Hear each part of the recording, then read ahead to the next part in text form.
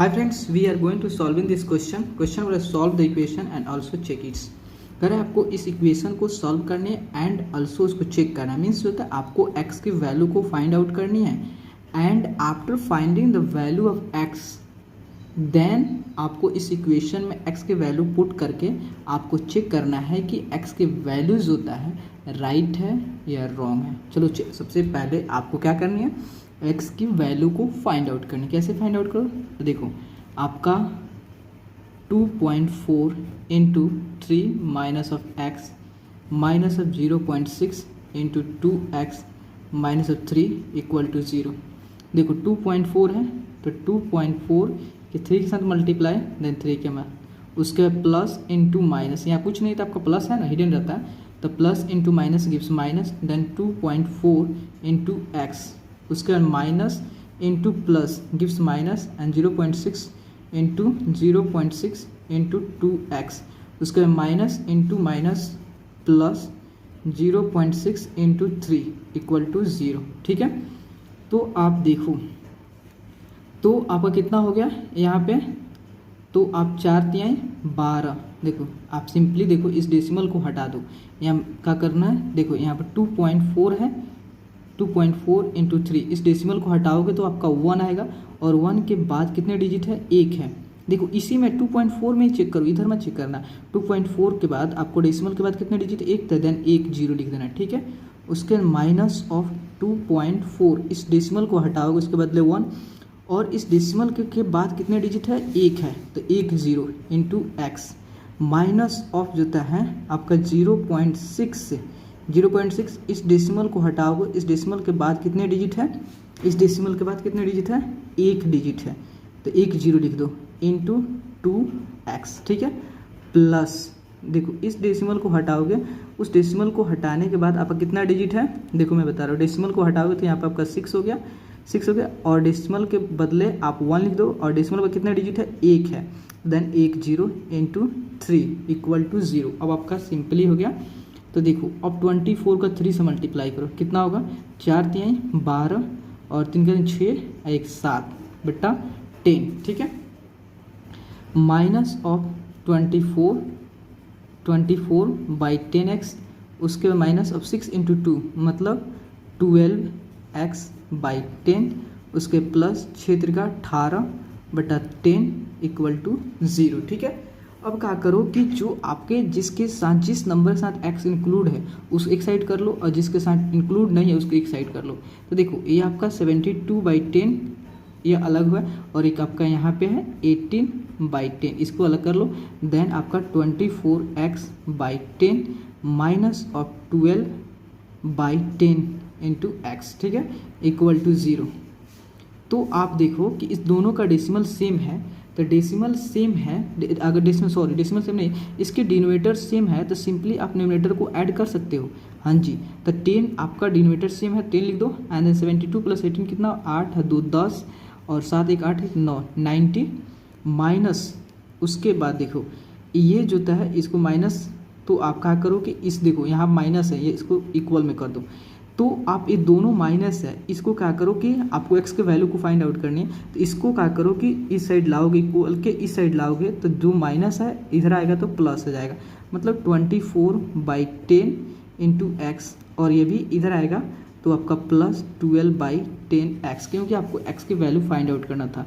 देखो 90/10 equal to, देखो इसका भी यहाँ पर आपका क्या है, आपका इसके डिनोमिनेटर सेम है, तो सिंपली आप इसे क्या कर लोगे, ऐड कर दोगे। ठीक है, और आपका x आ गया, यहाँ पे x कॉमन कर लोगे तो देखो तो ये 0 से 0 कट गया तो आपका 9/1 हुआ एंड देन x/10 और 24 और 12 कितना होगा, 4 2 6 और 2 1 3 36। ठीक है, तो देखो आपका क्या हो गया, तो आप यहाँ 9 हो गया, इसको क्रॉस मल्टीप्लाई कर दो, तो इसको क्रॉस मल्टीप्लाई करोगे, तो 9 इंटू 10 और यहाँ पे है आपका मल्टीप्लाई में, तो इधर आएगा तो डिवाइड में 36 आ जाएगा, x इक्वल टू इतना हुआ। देखो तो 9 चौका 36 हुआ। ठीक है, तो देन देखो 2 से काटोगे इसे, 2 से 4 और देन ये आपका कितना होगा 5।